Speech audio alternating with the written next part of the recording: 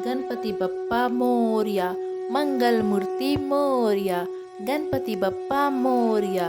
दोस्तों, आज हम गणेश बप्पा की विसर्जन के विषय में बात करेंगे। चलिए वीडियो शुरू करते हैं। हिंदू धर्म में भगवान गणेश को बुद्धि, विवेक और समृद्धि का देवता माना गया है। ये बुद्धि व्यापार के कारक बुध ग्रह के भी स्वामी देवता हैं।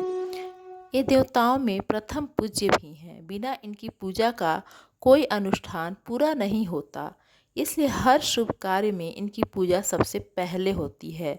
फ्रेंड्स, ऐसी मान्यता है कि ऐसा करने से सभी अनुष्ठान विघ्न रहित पूरा हो जाता है।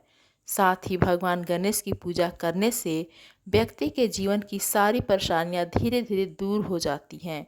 गणपति के सच्चे दिल से पूजा करने वाले को शुभ फल मिलते हैं और बुध दोषों से भी राहत मिलती है। चलिए फ्रेंड्स, साथ ही वास्तु दोष भी दूर होता है। चलिए फ्रेंड्स, जानेंगे गणपति बप्पा का विसर्जन कब कब किया जाता है।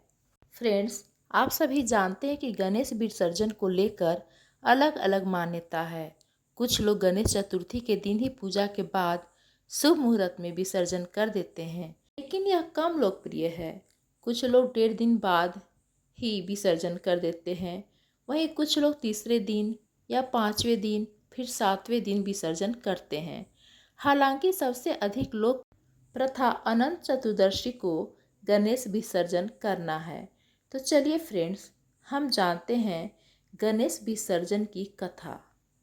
आखिर क्यों 10 दिन गणपति बप्पा को अपने घर में रखने के बाद उनका विसर्जन करना पड़ता है, चलिए जानते हैं। हिंदू धर्म ग्रंथ के अनुसार महाभारत ग्रंथ को भगवान गणेश ने ही महर्षि वेद व्यास की प्रार्थना पर लिखा था। मान्यता है कि महर्षि वेद व्यास ने गणेश जी को लगातार 10 दिनों तक महाभारत की कथा सुनाई। गणेश जी ने लगातार 10 दिनों तक इस कथा को लिखा।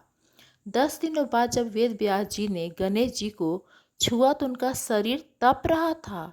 इसके बाद महर्षि वेद व्यास उन्हें एक कुंड के पास ले गए और यहाँ स्नान कराकर उनके तापमान को शांत किया। इसके बाद से गणेश स्थापना और गणपति विसर्जन की प्रथा शुरू हो गई। मान्यता है कि गणेश विसर्जन करने से गणपति महाराज को शीतलता प्राप्त होती है। दोस्तों, आगे हम जानेंगे गणेश विसर्जन का वैज्ञानिक आधार क्या है। चलिए जानते हैं। क्या आपको गणेश विसर्जन का वैज्ञानिक आधार मालूम है? दरअसल गणेश विसर्जन हमें याद दिलाता है कि संसार नश्वर है और एक दिन हर प्राणी को जल और जमीन में समान है।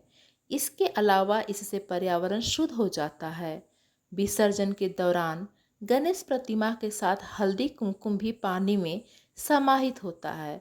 दोस्तों, आप सभी जानते हैं कि हल्दी एंटीबैक्टीरियल क्वालिटी रखती है। यह पानी को स्वच्छ करता है। इसके साथ ही दूर्वा, चंदन, धूप, फूल भी पर्यावरण को स्वच्छ बनाते हैं। इसी कारण बारिश के मौसम में उफनते नदी, तालाब, पोखरे में जमा हुआ पानी शुद्ध होकर मछली, जोक जैसे अन्य दूसरे जीव जंतु को राहत देती है।